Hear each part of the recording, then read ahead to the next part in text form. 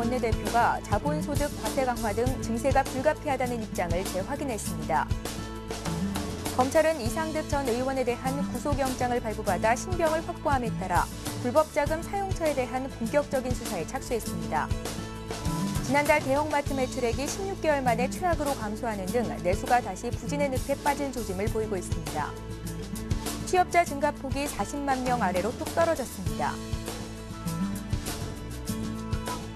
시청자 여러분 안녕하십니까? 생경제 현장의 최은정입니다. 코스피 지수가 외국인들의 매도 속에 나흘 연속 하락세를 보였는데요. 오늘 자세한 마감 시황을 한동훈 기자 연결해 들어봅니다. 안녕하세요. 예, 안녕하세요. 예, 먼저 오늘 마감 시황부터 자세히 봐주십시오. 예, 코스피 지수가 외국인의 매도로 나흘째 하락했습니다.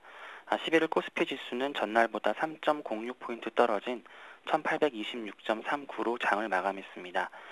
전일 미국 증시가 2, 4분기 실적 우려감에 하락했다는 소식이 투자 심리를 위축시켰습니다. 유로존 재무장관들이 스페인 구제금융 지원안에 합의했지만 외국인들의 이탈을 막지는 못했습니다. 외국인은 이날 유가증권 시장에서 2,406억 원치를 팔아치우며 지수를 끌어내렸습니다.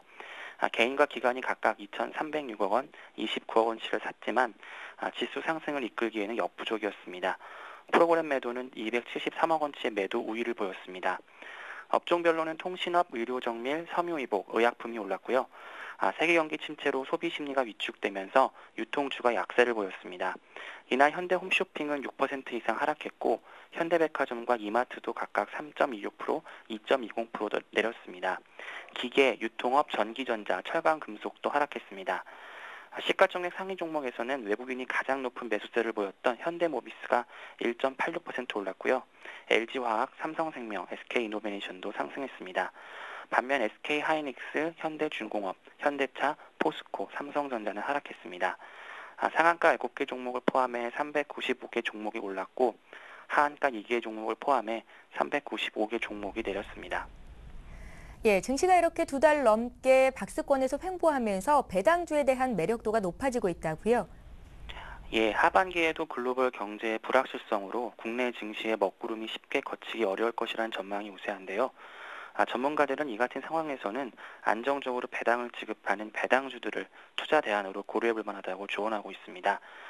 금융정보업체 FN가이드에 따르면 10일 주가 기준으로 SK텔레콤의 올해 시가 배당 수익률은 7.01%로 추정됩니다. 또 KT, 한라건설, 현대해상, LIG 손해보험 등도 배당 수익률이 높을 것으로 전망되는데요.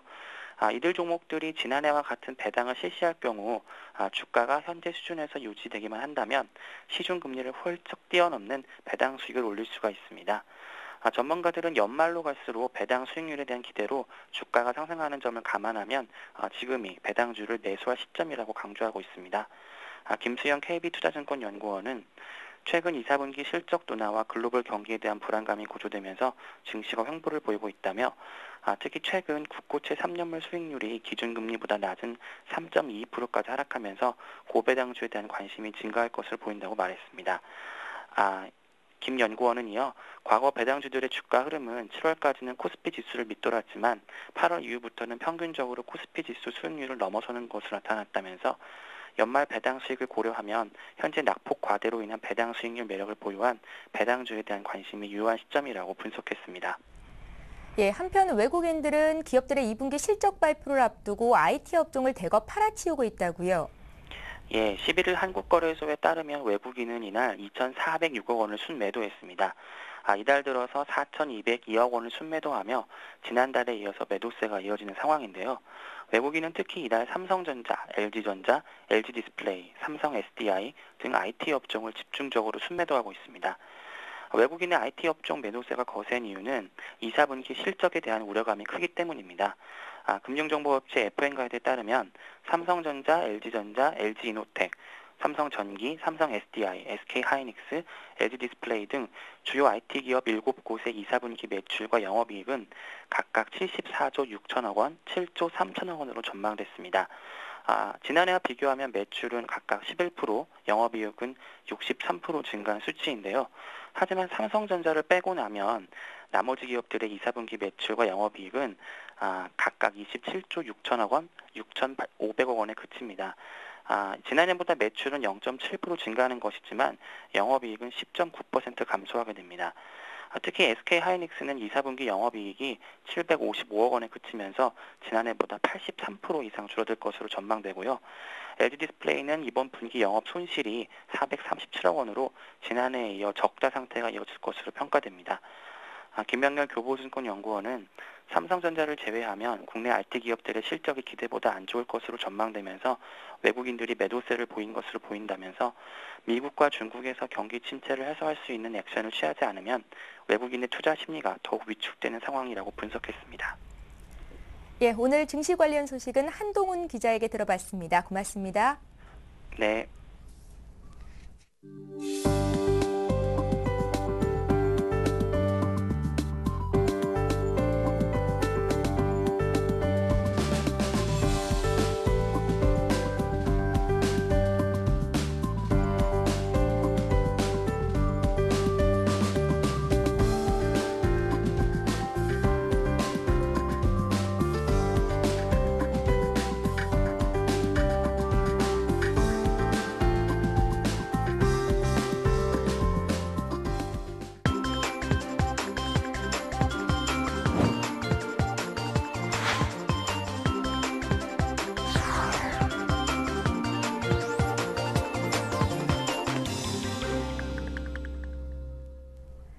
오늘의 주요 뉴스를 전해드립니다.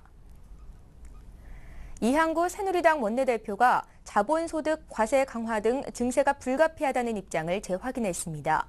이 원내대표는 오늘 한 라디오 방송에 출연해 지금은 복지 재원 때문에 일부 증세가 불가피한 상황이라고 말했습니다.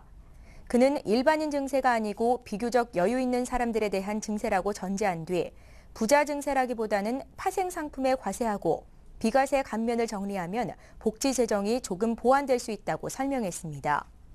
이는 새누리당이 4.11 총선 공약으로 제시한 자본소득 과세 강화, 비과세 감면 혜택 축소 등을 19대 국회에서 적극 추진하겠다는 의미로 해석됩니다.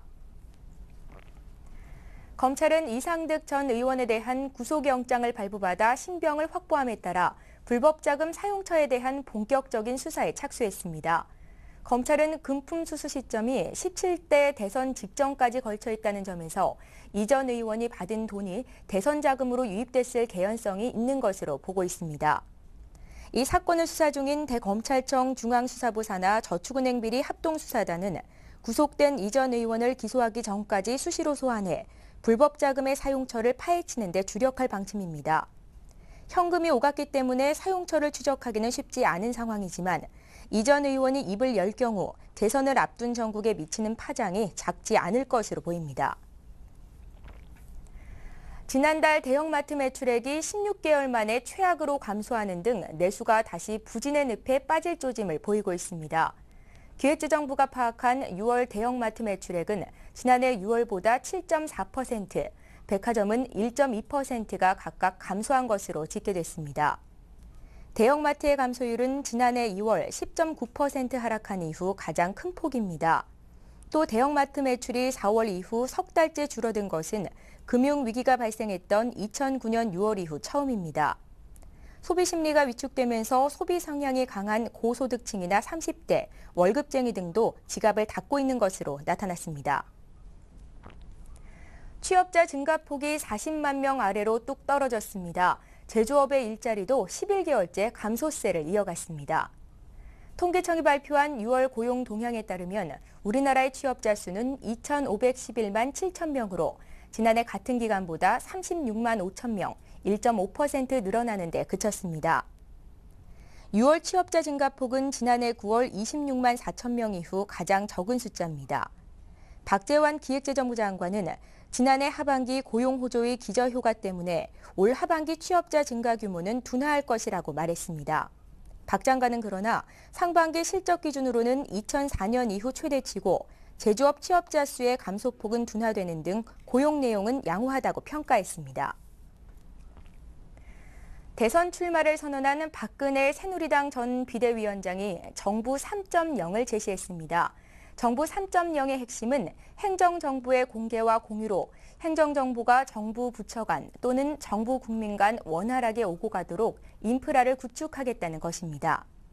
특히 지금까지의 행정정보 공개가 인터넷 홈페이지를 통한 일방향 구도였다면 앞으로는 클라우딩 시스템을 이용해 업그레이드하겠다는 것입니다.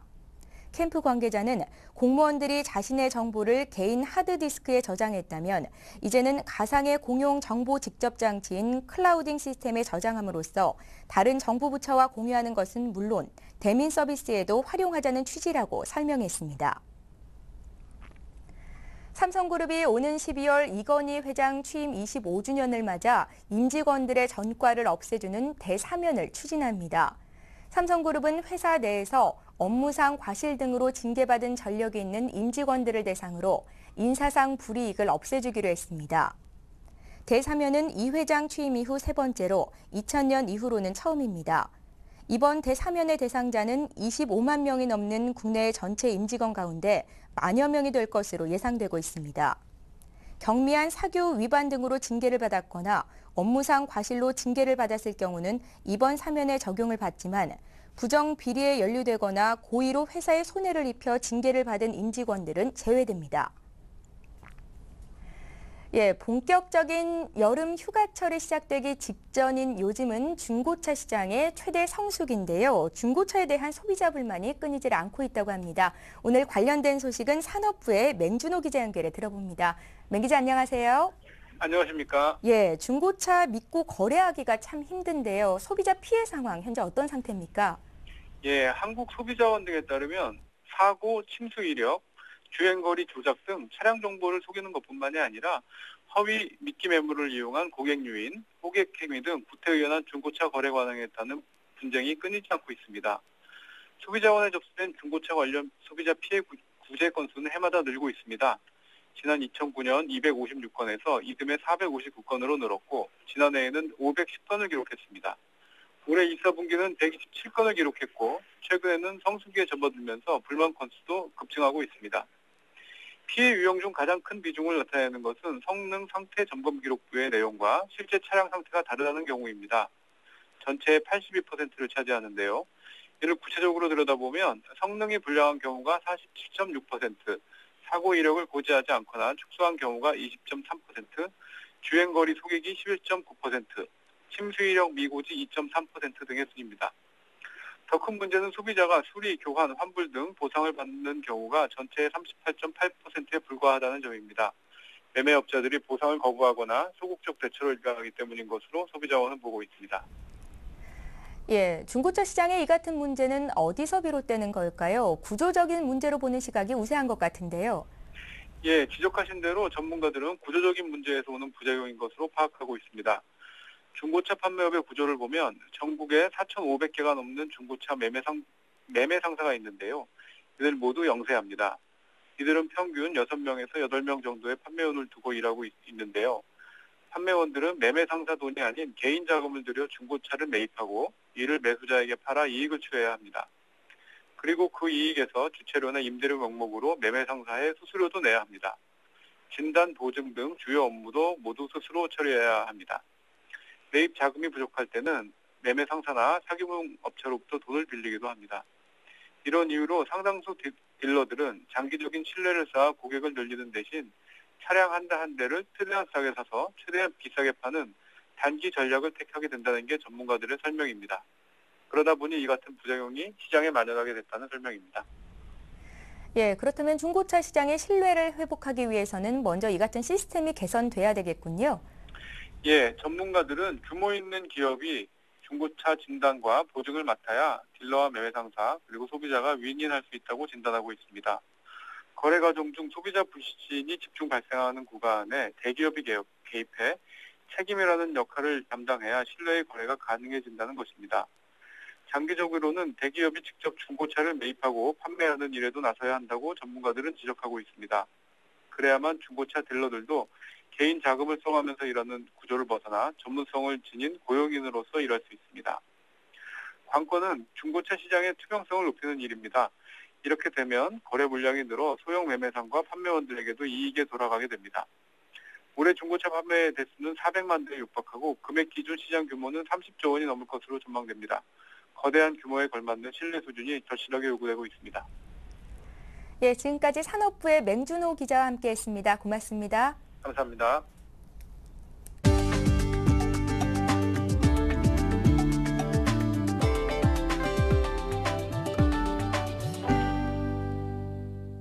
(548개) 프랜차이즈 브랜드가 가맹시장에서 사실상 퇴출됐습니다. 공정거래위원회는 재무 상황과 가맹 점수, 광고 비용 등 중요 기재 사항을 변경하지 못한 431개 프랜차이즈 브랜드의 정보 공개서 등록을 취소했고 117개 브랜드는 정보 공개서를 자진 취소했다고 밝혔습니다. 가맹본부와 가맹점 간 계약 체결의 필수 서류인 정보 공개서 등록이 취소되면 신규 가맹점 모집이 금지돼 사업 중단이나 폐업으로 이어지게 됩니다. 등록 취소된 프랜차이즈 브랜드는 가맹사업 정보 시스템을 통해 확인할 수 있습니다.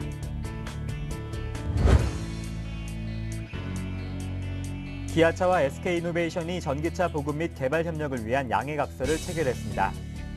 양사는 전기차 보급 확산을 위한 공동 마케팅에 나서고 전기차와 배터리 개발에 협력해 브랜드 경쟁력과 기술력을 강화하기로 했습니다. SK이노베이션은 일반 기업 최초로 레이 전기차를 업무용 차량으로 활용하고 기아차는 SK네트워크스가 계획 중인 제주도 전기차 렌터카 사업에 레이 EV를 우선적으로 공급할 계획입니다. LG전자가 스마트 TV 및 스마트폰용 콘텐츠 개발을 위해 한국콘텐츠진흥원과 차세대 콘텐츠 개발 협약을 맺었습니다. LG전자는 협약에 따라 이달부터 내년 말까지 콘텐츠 전문기업 레드로버 등 총 9개 업체와 함께 각종 스마트 콘텐츠를 공동 개발하게 됩니다. 이번 프로젝트는 교육, 게임, 3D 영상, SNS 등 스마트 TV용 콘텐츠 11개와 스마트폰과 연동되는 클라우드 서비스용 콘텐츠 2개 등 총 13개 사업입니다.